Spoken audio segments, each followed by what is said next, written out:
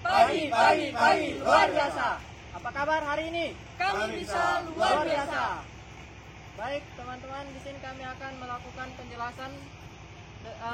Di sini saya sebagai grup leader yaitu Krisanto Grata Awibere, dan ini rekan-rekan saya. Saya Billy Jova Prawata sebagai toolman. Saya Cecilia sebagai parfu. Saya Adit sebagai mekanik 2. Saya Alvin sebagai mekanik 2. 1.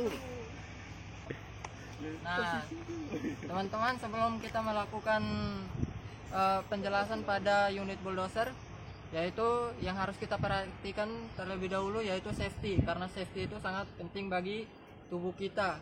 Kita sebelum melakukan pekerjaan, kita harus menjaga tubuh kita agar tetap lancar saat bekerja. Nah, safety yang kita gunakan di sini yang pertama yaitu safety helmet, yaitu melindungi kepala kita dari benturan-benturan besi-besi yang ada pada alat berat ini. Dan yang kedua safety gloves, melindungi tangan.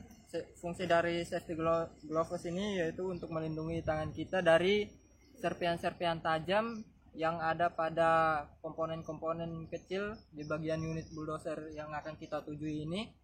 Dan yang kedua yaitu ketiga yaitu baju kursus yang didesain ada reflektornya agar kita terlihat pada saat cuacanya gelap. Dan yang keempat yaitu celana jeans. Fungsi celana jeans di sini agar melindungi kaki-kaki kita dari besi-besi yang ada pada unit alat berat. Nah, yang terakhir di sini ada safety shoes. Fungsi safety shoes di sini untuk menjaga kaki kita dari jatuhnya benda-benda berat yang tidak kita ketahui. Dan satu lagi, kita harus tetap waspada pada saat pengerjaan atau perbaikan unit yang akan kita kerjakan. Sekian penjelasan dari saya, kita akan menuju ke unitnya. Nah, unitnya di bagian depan sana.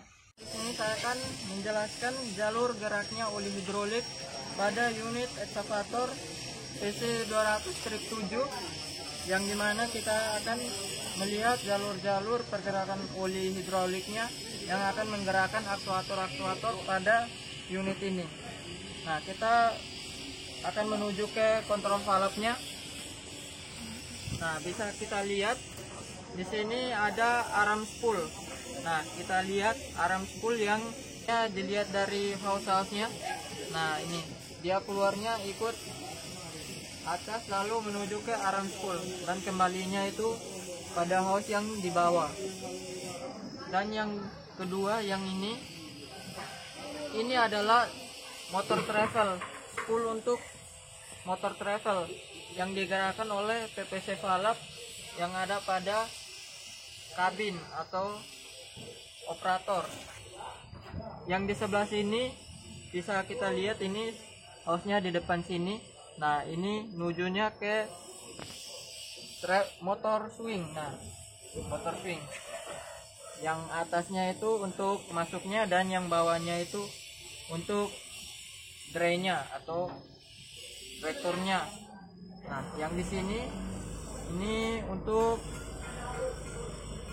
bisa kita lihat ini menuju ke silinder boom. Nah, ini untuk menggerakkan 2 silinder yang akan menggerakkan boom. Kita lanjut ke yang sebelah ini. Nah, sebelah ini untuk motor travel. Yang sebelumnya di sini udah ada motor travel. Nah, motor travel di sini dibagi menjadi 2, yaitu kiri dan kanan. Di sini menuju ke motor travel, dan yang selanjutnya itu di sini yaitu untuk silinder bucket. Silinder yang digerakkan oleh PPC valve untuk menggerakkan bucket. Nah, di sini spool ini digerakkan oleh PPC valve yang dikendalikan oleh operator. Kita bisa melihat ada hose yang di belakang kontrol valve ini. Nah, di sini ada jalur masuknya dari hydraulic tank dan returnya ke hydraulic tank. Hose besar yang di belakang kontrol valve ini. Nah, di sini jalur masuknya oli hidrolik dari hidrolik pump dan returnya ke hidrolik tank. Bisa kita lihat di sini di bagian samping terdapat main relay valve. Nah, ini main relay valve yang sebelah kiri dan ini yang sebelah kanan. Fungsi dua main relay valve di sini yaitu untuk membatasi tekanan oli hidrolik yang bekerja pada sistem. Ini saya akan menjelaskan tentang hydraulic pump, yaitu fungsi dari hydraulic pump sendiri untuk mensuplai oli ke dalam kontrol valve. Nah, baik di sini yang pertama ada front pump ya. Yang ini adalah front pump. Ini pompa ini terpisah menjadi tiga. Yang pertama ada front pump, yang kedua ada charging pump, yang ketiga di belakang ada drain pump. Nah, front pump sendiri ini gunanya untuk mensuplai aliran ke kontrol valve yang kemudian akan diarahkan menuju boom dengan paket. Yang di tengah ini ada drain pump. Yang di tengah itu ada charging pump. Charging pump sendiri adalah untuk mensuplai oli ke front pump dan drain pump. Ya, jadi oli dari tangki itu pertama-tama akan masuk melalui charging pump dan kemudian oleh charging pump akan diarahkan ke front pump dan ke rear pump. Nah, biasanya di charging pump ini akan menggunakan tipe pompa yaitu yang non positif, yaitu yang bertipekan sentrifugal yang nanti akan ditambahkan ke dalam gambar. Nah, selanjutnya yaitu ada rear pump, yaitu pompa di belakangnya charging pump. Nah, pompa ini digunakan untuk mensuplai aliran ke kontrol valve yang kemudian akan diarahkan ke swing sama ke arm. Mengapa dibutuhkan dua pompa ini? Karena untuk adjustment dari eksavator ini tidak cukup menggunakan satu pompa karena adjustmentnya yang terlalu berat pada boom dan arm. Baik, di sini saya akan menjelaskan tentang servo piston. Mungkin nanti barangnya akan ditambahkan ke dalam video ini. Servo piston sendiri yaitu gunanya untuk mengatur derajat sway split, yang kemudian sway split tersebut akan bisa merubah derajat dari piston pump. Nanti servo piston ini akan menggerakkan yaitu yang namanya slider.